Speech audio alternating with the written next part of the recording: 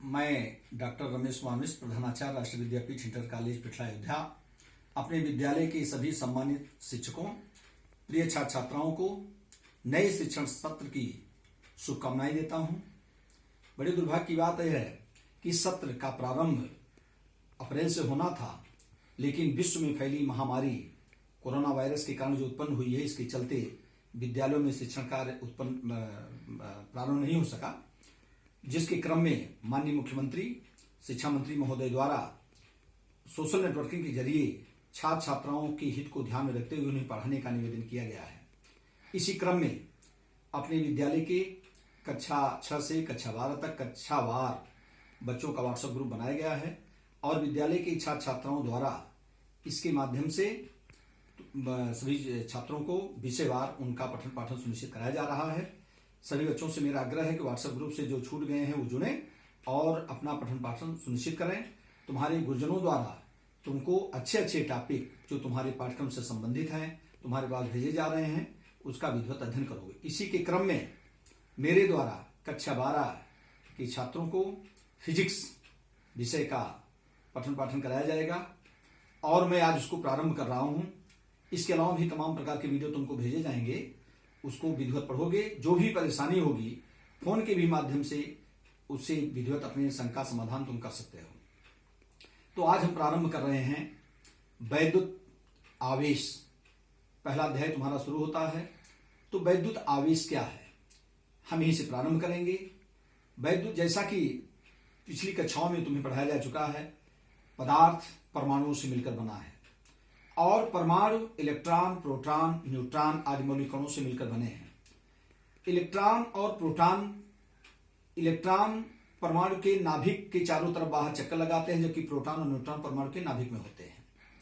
लेकिन इन्हीं इलेक्ट्रॉन के आदान प्रदान के कारण पदार्थ में एक ऐसी प्रकृति, एक ऐसा भौतिक गुण उत्पन्न होता है जिसके कारण पदार्थों में एक दूसरे पर लगने वाले बल का अनुभव होता है। यही गुण आवेश होता है। अब तुमको पढ़ाया गया है प्रत्येक तत्व अपनी बाहरी कक्षा में अक्रिय गैसों जैसा अस्थायी विन्यास प्राप्त करना चाहता है।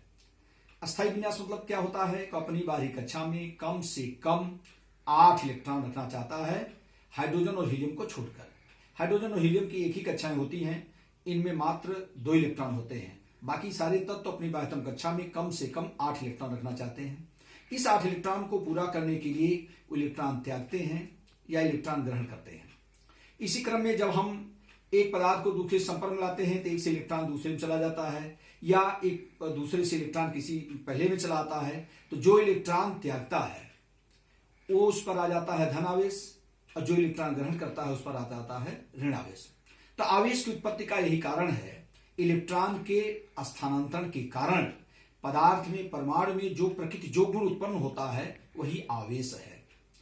अब प्रश्न होता है कि आवेश कितने प्रकार का होता है। आवेश 2 प्रकार का होता है, धन आवेश, ऋण आवेश। जब परमाणु इलेक्ट्रॉन त्यागता है, जब एक पदार्थ से इलेक्ट्रॉन निकलकर दूसरे में चले जाते हैं, तो जिसमें से इलेक्ट्रॉन निकलते हैं उस पर धन आवेश और जिसमें इलेक्ट्रॉन पहुंचते हैं उस पर ऋण आवेश। ऐसा क्यों होता है?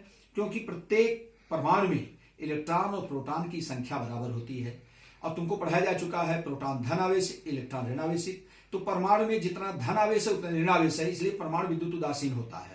किंतु जब एक वस्तु से दूसरे को रगड़ते हैं या एक परमाणु दूसरे से इलेक्ट्रॉन ग्रहण कर लेता है तो एक से इलेक्ट्रॉन दूसरे में पहुंच जाते हैं। तो जिसमें इलेक्ट्रॉन कम हो जाता है तो उसमें प्रोटॉन की संख्या बढ़ जाती है, तो उसमें धनात्मक प्रवृत्ति आ जाती है, तो उस पर धन आवेश उत्पन्न होता है। और वही इलेक्ट्रॉन जिसमें चले जाते हैं दूसरे परमाणु, वहां इलेक्ट्रॉन संख्या बढ़ जाती है उस परमाणु में, जिसके कारण वहां पर ऋण आवेश उत्पन्न हो जाता है। अब प्रश्न उठा कि आखिर मूल आवेश क्या है। किसी मूल आवेश, जिसको एलिमेंट्री चार्ज कहते हैं, इसको बड़े गौर से समझिएगा। किसी भी परमाणु में जो या किसी पदार्थ में जो न्यूनतम आवेश उत्पन्न किया जा सकता है उसी को हम मूल आवेश कहते हैं, न्यूनतम आवेश। अब आवेश क्यों उत्पन्न होता है, मैंने अभी तुमको समझाया कि इलेक्ट्रॉन के निकलने के कारण, इलेक्ट्रॉन के आने जाने के कारण। तो कम से कम कितना इलेक्ट्रॉन आ जा सकते हैं? 1। तो मिनिमम 1 इलेक्ट्रॉन जा सकते हैं। तो यही जो मिनिमम 1 इलेक्ट्रॉन जाएंगे तो जो मिनिमम आवेश उत्पन्न होगा यही मूल आवेश होता है और यह मूल आवेश 1 इलेक्ट्रॉन के आवेश के बराबर होता है। तुम्हें मालूम है 1 इलेक्ट्रॉन पर कितना आवेश होता है? 1.6 गुणे 10 घाते -19 कूलाम, और प्रोटॉन पर 1.6 गुणे 10 घाते -19 कूलाम। अंतर क्या है? इलेक्ट्रॉन पर ऋण आवेश, प्रोटॉन पर धन आवेश। तो यही जो चूंकि आवेश उत्पन्न होता है due to transfer of electron के आने जाने से, तो कम से कम कितना इलेक्ट्रॉन निकल सकते हैं? एक। वही जो कम से कम जो आवेश उत्पन्न हो सकता है वही मूल आवेश होता है, और वह आवेश एक इलेक्ट्रॉन के आवेश के बराबर होता है, मतलब 1.6 गुणे 10 घाते -19 कूलाम। इस मूल आवेश को हम स्मॉल ई से प्रदर्शित करते हैं। स्मॉल ई का मान होता है 1.6 गुणे 10 घाते -19 कूलाम। यही मूल आवेश है। मूल आवेश समझ गए? कम से कम किसी परमाणु पर जो न्यूनतम आवेश उत्पन्न किया जा सकता है वही मूल आवेश होता है। और न्यूनतम कम से कम कितना आवेश हम उत्पन्न कर सकते हैं? वही एक इलेक्ट्रॉन। चूंकि आधा इलेक्ट्रॉन पौना इलेक्ट्रॉन नहीं होते, चूंकि इलेक्ट्रॉन मौलिक कण होता है, कम से कम एक इलेक्ट्रॉन आ जा सकता है। तो वही एक इलेक्ट्रॉन के आने से या एक इलेक्ट्रॉन के जाने से जो आवेश उत्पन्न होता है वही मूल आवेश होता है, और उसे स्मॉल ई से प्रदर्शित करते हैं। और इसका मान 1.6 गुणे 10 घाते -19 कूलाम होता है। और इसी को आवेश की परमाणुता, अगला है पोर्शन हम तुमको बता रहे हैं आवेश की परमाणुता। एक इलेक्ट्रॉन निकलेंगे तो 1.6 गुणे 10 घाते -19 कूलाम का आवेश। दो इलेक्ट्रॉन निकलेंगे तो 2 गुणे 1.6 गुणे 10 घाते -19 कूलाम, मतलब एक इलेक्ट्रॉन निकलने से 1e, दो इलेक्ट्रॉन के निकलने से 2e, तीन इलेक्ट्रॉन निकलने से 3। इस प्रकार से किसी परमाणु पर जो कुल आवेश होता है वह मूल आवेश का पूर्ण गुणज होता है। किसी परमाणु पर उत्पन्न कुल आवेश मूल आवेश का पूर्ण गुणज होता है। पूर्ण गुणज मतलब होता है पूरा पूरा गुना। जैसे 2 इलेक्ट्रॉन निकले तो 2e, 3 इलेक्ट्रॉन निकले तो 3, 4 इलेक्ट्रॉन निकले तो 4e। इसी प्रकार से n इलेक्ट्रॉन निकले तो ne। इसका मतलब किसी परमाणु पर उत्पन्न कुल आवेश Q = ne, small n small e। Q = ne। Q क्या है? कुल कितना आवेश उत्पन्न हो, कुल आवेश equal to n into e. n है इलेक्ट्रॉनों की संख्या और e है एक इलेक्ट्रॉन पर आवेश, मीन्स 1.6 गुणे 10 घाते -19 कूलाम। उदाहरण के लिए जैसे किसी परमाणु से 5 इलेक्ट्रॉन निकल गए तो उस पर कितना आवेश उत्पन्न होगा? 5 इलेक्ट्रॉन निकल गए, कितना आवेश उत्पन्न होगा? 5e। 5 इंटू ई का मान कितना होता है? 1.6 गुणे 10 घाते -19 कूलाम, मतलब 8.0 गुणे 10 घाते -19 कूलाम। अब चूंकि इलेक्ट्रॉन निकले हैं इसलिए कौन आवेश उत्पन्न होगा? धन आवेश। अब तुमसे जैसे पूछा जाए किसी परमाणु पर सामान्य अवस्था से 5 इलेक्ट्रॉन निकल गए, उस पर कितना आवेश उत्पन्न होगा? आवेश की प्रकृति क्या होगी? प्रकृति मतलब होता है आवेश दो प्रकार का होता है, धन आवेश और ऋण आवेश। अगर इलेक्ट्रॉन निकले हैं तो कौन आवेश उत्पन्न होता है? धन आवेश। और इलेक्ट्रॉन अगर आए हैं तो ऋण आवेश उत्पन्न होगा। यही आवेश की प्रकृति हो गई। और कितना आवेश होगा? तुरंत फार्मूला दो, Q = ne, जहां n है इलेक्ट्रॉनों की संख्या और ये है एक इलेक्ट्रॉन पर आवेश का मान, वही मूल आवेश। तो इस प्रकार से हम किसी परमाणु पर कितना इलेक्ट्रॉन के आने जाने से कितना आवेश उत्पन्न होगा इसका हम कैलकुलेट कर सकते हैं। Q = ne। इसी को आवेश की परमाणुता कहते हैं, क्वांटाइजेशन ऑफ चार्ज। यही है, तुमसे बोर्ड में पूछा जाता है आवेश की परमाणुता क्या है, तो यही है किसी परमाणु पर उत्पन्न कुल आवेश मूल आवेश का पूर्ण गुणज होता है। पूर्ण गुणज माने पूरा पूरा गुना। Q = ne। अब जैसे तमाम छोटे छोटे क्वेश्चन बनते हैं कि एक परमाणु पर 11.2 गुणे 10 घाते -19 कूलाम का ऋण आवेश है। ध्यान से सुनिएगा, एक परमाणु पर 11.2 गुणे 10 घाते -19 कूलाम का ऋण आवेश है। इस परमाणु पर सामान्य अवस्था से कितने इलेक्ट्रॉन कम है या अधिक है? एक नंबर का क्वेश्चन कंपटीशन में पूछा जाता है, इसको बड़े गौर सुनिएगा। कितना कुल आवेश है? 11.2 गुणे 10 घाते -19 कूलाम का ऋण आवेश। अब ऋण आवेश दिया है तो ऋण आवेश कब आता है? जब इलेक्ट्रॉन अधिक होते हैं, तो इसका मतलब उस पर इलेक्ट्रॉन की अधिकता है। और कितने इलेक्ट्रॉन की अधिकता है? Q = ne।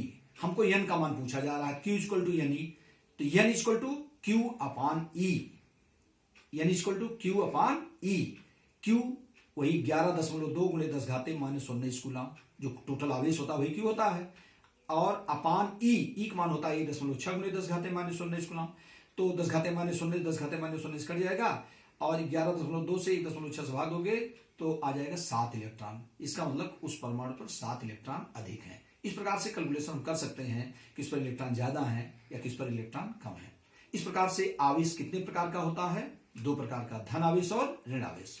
और इन आवेशों के बीच एक बल काम करता है जिसको हम वैद्युत बल कहते हैं, इलेक्ट्रिक फोर्स। आवेश के बीच लगने वाले बल को वैद्युत बल कहते हैं, इलेक्ट्रिक फोर्स कहते हैं। यह भी 2 प्रकार का होता है, आकर्षण बल, प्रतिकर्षण बल, attraction force, repulsion force. Same charge जब होंगे, प्लस प्लस होगा या माइनस माइनस होगा, तो प्रतिकर्षण बल होगा, रिपल्सन फोर्स होगा। अगर अपोजिट चार्ज होंगे, एक धन आवेश होगा और दूसरा ऋण आवेश होगा, एक पॉजिटिव चार्ज होगा दूसरा नेगेटिव चार्ज होगा, तो अट्रैक्शन फोर्स होगा। तो इस प्रकार से ये आवेश क्या है और इनका कैलकुलेशन हम कैसे करते हैं। तो किसी परमाणु पर उत्पन्न कुल आवेश Q इक्वल टू N। आवेश क्यों उत्पन्न होता है, फिर से एक बार ध्यान सुनिए, आवेश क्यों उत्पन्न होता है? इलेक्ट्रॉन के आने जाने से, इलेक्ट्रॉन के स्थानांतरण से।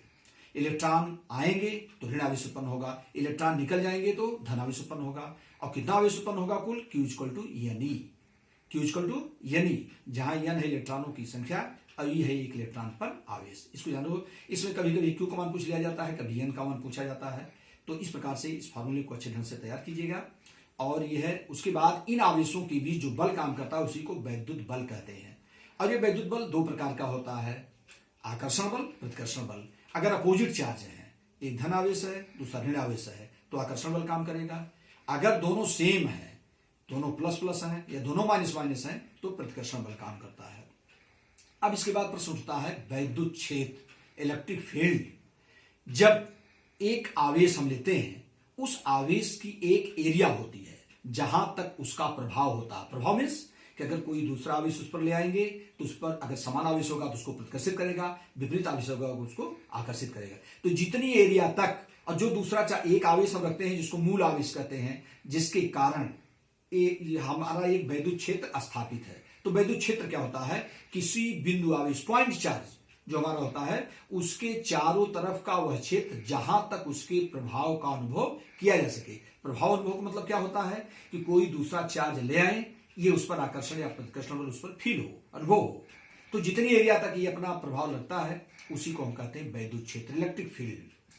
यह है इलेक्ट्रिक फील्ड, किसी बिंदु आवेश के चारों तरफ का वह क्षेत्र जहां तक उसके प्रभाव का अनुभव किया जा सके, मतलब उसके द्वारा लगाए जाने वाले आकर्षण या प्रतिकर्षण बल का अनुभव जितनी एरिया तक हम कर पाते हैं उसी को हम कहते हैं वैद्युत क्षेत्र। और जो आवेश हम ले आते हैं जिसके कारण हम बल का अनुभव कराते हैं उसी को कहते हैं परीक्षण आवेश। Q0 से प्रदर्शित करते हैं उसको परीक्षण आवेश, टेस्ट चार्ज जिसको ले आते हैं, तो वैद्युत क्षेत्र है। अब प्रश्न उठता वैद्युत क्षेत्र की तीव्रता, इंटेंसिटी ऑफ इलेक्ट्रिक फील्ड। जब किसी चार्ज को, एक तो चार्ज होगा जिसके कारण वैद्युत क्षेत्र स्थापित होगा, दूसरा चार्ज हम ले आएंगे तो ये उस पर आकर्षण या प्रतिकर्षण बल लगाएगा। तो उस परीक्षण आवेश के प्रति एकांक आवेश पर लगने वाला जो बल है उसी को उस बिंदु की वैद्युत क्षेत्र की तीव्रता कहते हैं। सपोज दैट जैसे एक चार्ज हमने लिया Q और इसके कारण वैद्युत क्षेत्र स्थापित है। दूसरा परीक्षण आवेश Q0 हम ले आ रहे हैं किसी पॉइंट पर, जैसे वैद्युत क्षेत्र के भीतर सपोज दैट कोई पॉइंट P है जहां पर हम परीक्षण आवेश Q0 को ला रहे हैं, तो ये आवेश उस पर बल लगाएगा या वो इस पर बल लगाएगा। तो सपोज दैट जैसे हम 5 कूलाम का आवेश ले आए बाहर से, टेस्ट चार्ज हमारा 5 कूलाम है, वैद्युत क्षेत्र के भीतर ले आ रहे हैं, और उस 5 कूलाम आवेश पर 20 न्यूटन का बल काम कर रहा है। तो 1 कूलाम पर कितना काम करेगा? 5 कूलाम पर 20 न्यूटन, तो 1 कूलाम पर 20/5 मतलब 4 न्यूटन प्रति कूलाम। यही है वैद्युत क्षेत्र की तीव्रता, मैथमेटिकली ये समझो। तो इसकी एक डिफिनेशन होता है, वैद्युत क्षेत्र के भीतर किसी एकांक आवेश को लाने पर उस पर लगने वाले बल को उस बिंदु की वैद्युत क्षेत्र की तीव्रता कहते हैं। या कहीं कहीं बुक में भी लिखा गया है कि किसी परीक्षण आवेश और वैद्युत क्षेत्र के कारण लगने वाले बल उस परीक्षण आवेश के अनुपात को उस बिंदु की वैद्युत क्षेत्र की तीव्रता कहते हैं। वैद्युत क्षेत्र की तीव्रता को कैपिटल E से प्रदर्शित करते हैं, E=F/Q0। कैपिटल E, वैद्युत क्षेत्र की तीव्रता को कैपिटल E से प्रदर्शित करते हैं, E=F/Q0। F क्या है? वही उस पर लगने वाला बल है। अब Q0 वही जो परीक्षण आवेश लाए हैं, जैसे Q0 परीक्षण आवेश लाए, उस पर लगने वाला बल F है, तो 1 कूलाम कितना होगा? F/Q0। माने प्रति कूलाम पर वैद्युत क्षेत्र के भीतर प्रति कूलाम आवेश पर लगने वाला बल ही उस बिंदु की वैद्युत क्षेत्र की तीव्रता होती है। वैद्युत क्षेत्र की तीव्रता E=F/Q0। इसका मात्रक होता है न्यूटन प्रति कूलाम। F/Q0, F का मात्रक हो गया न्यूटन, अपन Q0 मतलब हो गया कूलाम, न्यूटन प्रति coulomb. Q0, Q small Q, उसी में 0 लगा देते हैं, ये हमारा परीक्षण आवेश को प्रदर्शित करते हैं, उसको Q0 या Q0 से प्रदर्शित करते हैं। तो E=F/Q0, इसका मात्रक होता है न्यूटन प्रति कूलाम। अब इसका हम विमीय सूत्र भी निकाल सकते हैं। विमीय सूत्र कैसे निकालेंगे? किसी भी भौतिक राशि का विमीय सूत्र ज्ञात करने के लिए हम उस राशि का पहले सूत्र अगर हमें मालूम है तो सूत्र में जो जो हमारी राशियां हैं उनका बीमा लिख करके उसको सॉल्व कर लेते हैं। वो इस भौतिक राशि का बीमी सूत्र होगा। सपोज जैसे वैद्युत क्षेत्र की तीव्रता का बीमी सूत्र पूछा जा रहा है, तो वैद्युत क्षेत्र की तीव्रता E बराबर एफ अपान क्यू नॉट। अब एफ का क्या होता है बीमी सूत्र, mL/-2 upon Q not. Q आवेश है, क्यू आवेश, तो परीक्षण आवेश को क्यू नॉट से प्रदर्शित करते हैं। क्यू आवेश है। अब Q equal to I T, Q equal to I T. I है वैद्युत धारा और टी है समय। तो वैद्युत धारा का बीमा क्या होता है, ए, और समय का होता है टी। तो आवेश का बीमी सूत्र होता है ए टी। आवेश का बीमी सूत्र क्या होता है, ए टी। तो E equal to Q F upon Q naught. F का हो गया mL/-2 अपान ए टी। इसको सॉल्व करोगे तो mL/-3 A⁻⁻1 ये हो जाएगा वैद्युत क्षेत्र की तीव्रता का विमेय सूत्र। तो इस प्रकार से, और वैद्युत क्षेत्र की तीव्रता एक सदिश राशि है, जबकि आवेश अदिश राशि है। आवेश अदिश राशि, वैद्युत क्षेत्र की तीव्रता एक सदिश राशि है। तो आज हम यहीं पर इस टॉपिक को प्रारंभ करते हैं। अभी प्रारंभ है, धीरे धीरे हम और वीडियो के माध्यम से तुमको भेजेंगे। आज से किताब लेकर के और जितना चीज हम बताएं इसको विधिवत पढ़ो, जहां इसमें परेशानी उनसे पूछ सकते हो। धन्यवाद।